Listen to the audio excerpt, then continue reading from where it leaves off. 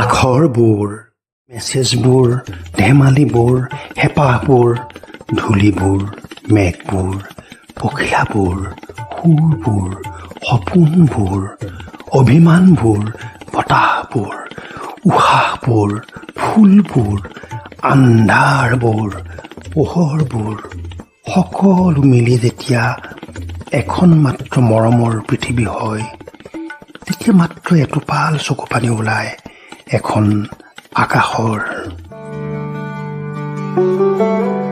এতিয়া সৰু সৰু মৃত ৰূপালী মাছৰ কেনভাছত কবিতাই আঁকে এখন বিমূৰ্ত ছবি।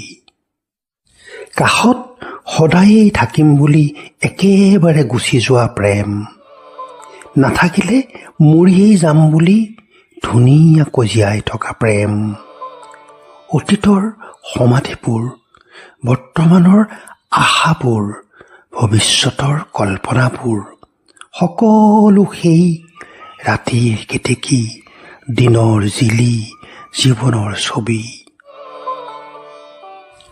সকলো শেষ হৈ যোৱাৰ পিছতো শেষ নহয় ভাল পোৱাৰ গান।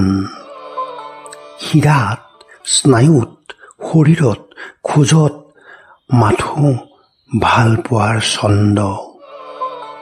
সকলো ৰুহ বাস্তৱৰ আঁৰৰ নুশুনা দেৱালখনে শুনে মাথো নীৰৱে বাজি থকা সেই শব্দ, ভাল পোৱা প্ৰিয়তমৰ, প্ৰিয়জনৰ, প্ৰেয়সীৰ, চেনেহীৰ।